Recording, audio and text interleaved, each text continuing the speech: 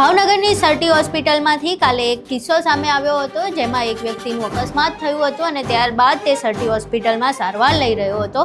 આ દરમિયાન પરિવારજનોનો એવો આરોપ છે કે હોસ્પિટલની બેદરકારીના કારણે તેનું મોત નીપજે છે. ત્યારબાદ જે હોસ્પિટલના લોકો છે તેમના દ્વારા ન તો પરિવારજનોને કોઈ પણ સંતોષકારક જવાબ આપવામાં આવે છે અને ના તો અન્ય કોઈ વ્યક્તિ. જ્યારે અમારા સંવાદદાતા ફિરોઝ મલિક ત્યાં હાજર થાય છે, આખી ઘટના શું છે તે જાણવાનો પ્રયાસ કરે છે, તો પત્રકારો સાથે પણ હોસ્પિટલનું ઉદ્ધતાઈપૂર્વકનું વર્તન જોવા મળે છે. તમે લેતા અમને અટકાવી ન શકો બેન, એટલે આપ એવા ટોનમાં વાત ન કરો કે અમે પછી વાત કરીએ. અને ત્યારબાદ જ્યારે અન્ય મીડિયા પણ હાજર થાય અને દબાણ વધે છે, ત્યારે હોસ્પિટલ દ્વારા લૂલો બચાવ કરવામાં આવે છે. તો એમાં કોઈ બેદરકારી માટે થઈને કે કરીને બેદરકારીને થઈ નથી. હવે આખી ઘટના શું છે, હોસ્પિટલ આ આખી ઘટના વિશે શું કહી રહ્યું છે તેના વિશે વિગતે ચર્ચા કરવી છે. નમસ્કાર, તમે જોઈ રહ્યા છો ચક્રવાત ન્યૂઝ. હું આપની સાથે એમ.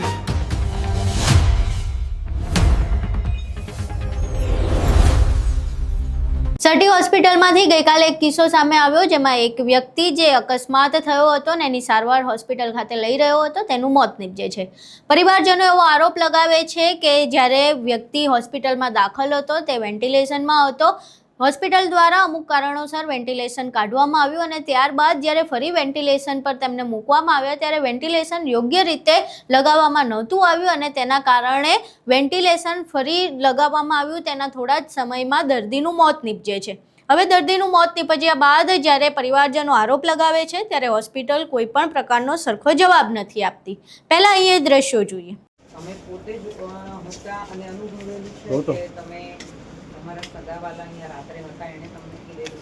ના, મેં મારો જ અનુભવ છે બેન, તમે લેતા અમને અટકાવી ન શકો બેન, એટલે આપ એવા ટોનમાં વાત ન કરો કે અમે પછી વાત કરીએ. હા બેન, એટલે આ બેનનો ટોન બરાબર નથી સાહેબ. બધા પત્રકારી સરખા ન હોય. ઓલું લાજવાના બદલે ગાજો તંત્ર એ નથી યોગ્ય. અને અત્યારે અમને અમારા પોસ્ટમોર્ટમ અને એ બધું કરવામાં અત્યારે અટકાવવામાં આવ્યા છે. અત્યારે 2 વાગ્યા છે, અમારે અમરેલી સુધી અમને લઈ જવા છે. જો અહીંયાથી જ પ્રોસિજર મોડી થશે તો અમે રાત્રે લઈ જઈ નહીં શકીએ અને અમારું રાત્રે કાર્ય થાય નહીં હિન્દુ રિવાજ પ્રમાણે. અમારે આવતીકાલ આ બધું કરવાનું થશે. હજુ અમને સપોર્ટ નથી મળતો. આટલું કર્યા પછી હજુ અમને સપોર્ટ નથી મળતો.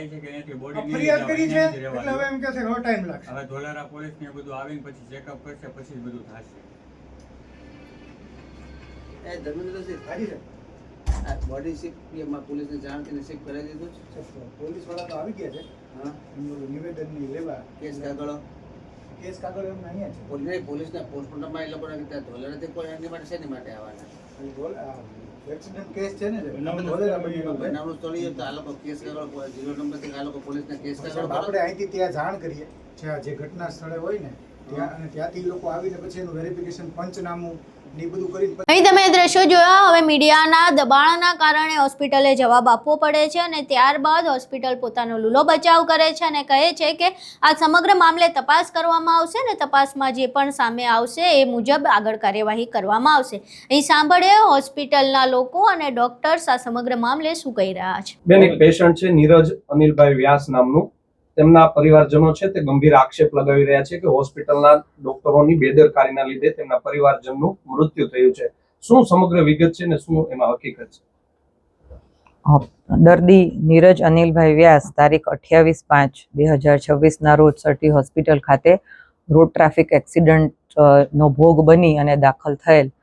ત્યારબાદ એમની જે જરૂરી એમની નિદાન કરી અને જરૂરી સારવાર છે એ આઈસીયુ વિભાગ ખાતે સ્પેશિયાલિસ્ટ અને સુપર સ્પેશિયાલિસ્ટ ડૉક્ટરો દ્વારા રેગ્યુલરલી ચાલુ હતી.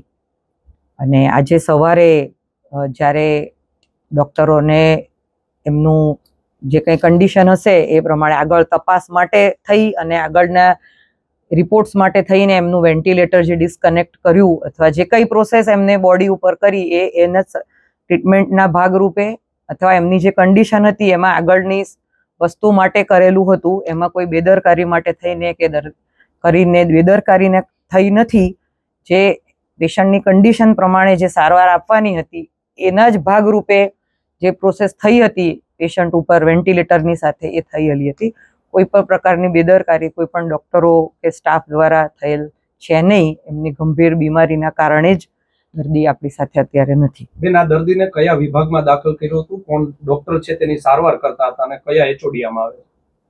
પેશન્ટ જે આ નીરજભાઈ વ્યાસ છે તે સર્જરી ડિપાર્ટમેન્ટ ખાતે જેના head of the department doctor સમીરભાઈ શાહ છે, એમના હેડ નીચે દાખલ થયેલા હતા. અચ્છા બેન, જે તેમના દર્દી છે તેમણે આક્ષેપ કર્યો છે કે કોઈ ડોક્ટર દ્વારા છે આ સિસ્ટમ હટાવી લેવામાં આવી હતી, ત્યારબાદ તે ડોક્ટર પણ અન્ય ડોક્ટરને ખીજાયા છે, તો આપણે કયા પ્રકારની હવે તપાસ કરીશું? એના જે વિભાગના જે વડા છે, બધા ટ્રીટ કરનાર જે તમામ ડોક્ટરો છે, ફેકલ્ટી અથવા સાથે સાથે સિનિયર રેસિડન્ટ, જુનિયર રેસિડન્ટ, એ બધાની આપણે તપાસ કરીને જે વાત સામે આવી છે એનો આપણે કરીશું. અચ્છા બેન, દર્દીના સગા છે તેઓ પણ આક્ષેપ લગાવી રહ્યા છે કે જે સારવાર કરનાર ડોક્ટર છે તે તેવું કહે છે કે બહાર સારવાર લેવા જાવ તો કેટલો ખર્ચો થાય તે તમને ખ્યાલ આવે. આ પ્રકારનું વર્તન છે તે કેટલું યોગ્ય છે દર્દીના સગા સાથે? આ પ્રકારનું વર્તન ઓફકોર્સ યોગ્ય નથી, પણ એ કદાચ જે પેશન્ટ અરે ડોક્ટર છે તે દર્દીના સગાને સમજાવતા હતા, એને એમાં કંઈ સમજણફેર થયું હશે એ બાબતે એવું લાગે છે. બાકી બધી જ સારવાર જે છે હોસ્પિટલ ખાતે ફ્રી ઓફ ચાર્જ અવેલેબલ છે, બધી જ પ્રકારની ઇન્વેસ્ટિગેશન્સ અને સારવાર. એટલે આ પેશન્ટ અને ડોક્ટરો વચ્ચે જે કંઈ વાત થતી હશે દરમિયાન કોઈ સમજણફેર થયું હશે એવું ફલિત થાય છે એવું કોઈ કહેવામાં આવેલ છે નહીં. આમાં કયા પ્રકારની આપણે તપાસ કરશું, શું પગલા ભરીશું જો આક્ષેપ સાચા હશે તો?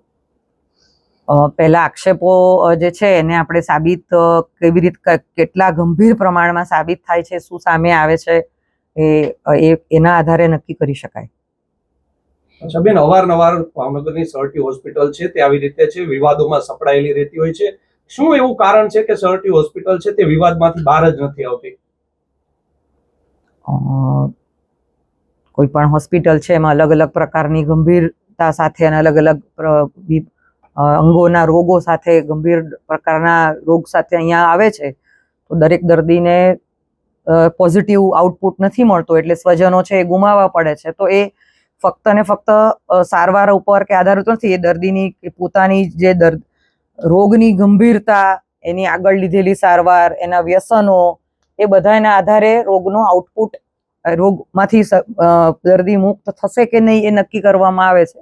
એટલે દર્દીને સારા થવા માટેના મલ્ટિપલ ફેક્ટર્સ છે, તો એ બધાને આધારિત નેગેટિવ અથવા પોઝિટિવ આઉટકમ આવી શકે છે. બેન, આપ કહો છો તપાસ થશે, મીડિયા છે તે અડધી કલાકથી તમારી ઓફિસમાં બેઠું છે, બંને વિભાગો વચ્ચે ખો ચાલી રહી છે. આપ કહો છો કે સમીર શાહના જે ડોક્ટર છે તે ઇન્ટરવ્યુ આપશે, તેઓ ના પાડી રહ્યા છે, તે આપની ઉપર ઢોળી રહ્યા છે, તો હવે આમાં તપાસ કેટલી થશે બેન?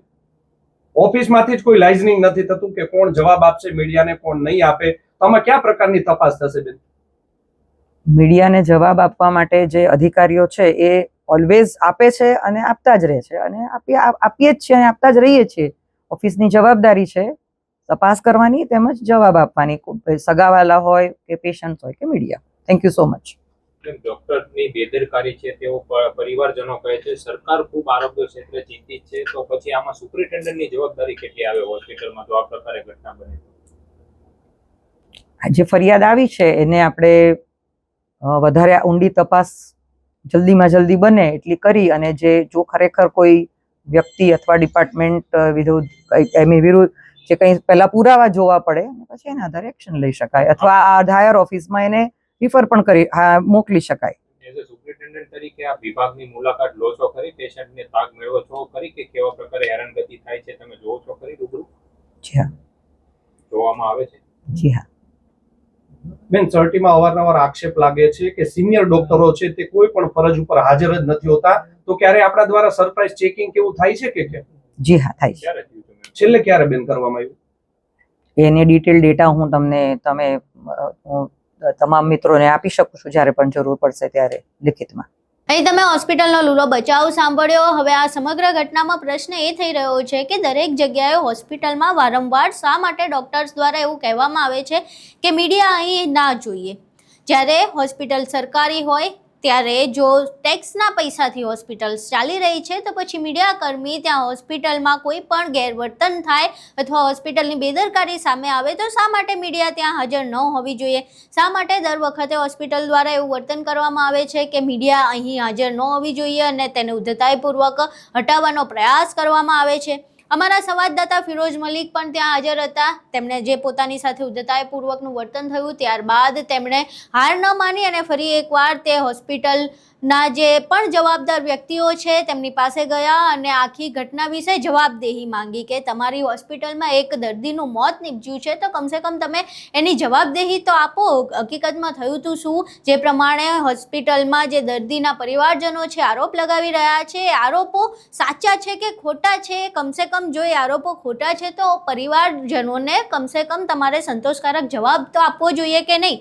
પરંતુ હોસ્પિટલ સર્ટી હોસ્પિટલ હોય કે પછી આની પહેલાં પણ આપણે અનેક હોસ્પિટલો જોઈ છે જેમાં જ્યારે પણ આવો કોઈ કિસ્સો સામે આવે તો હોસ્પિટલના સંચાલકો અને દર્દીઓ દ્વારા સૌથી પહેલાં આ પ્રકારેનું પરિવારજનો અને જો કોઈ જવાબ માંગે તો તેમની સાથે આ પ્રકારનું જ ઉદ્ધતાઈપૂર્વકનું વર્તન કરવામાં આવે છે.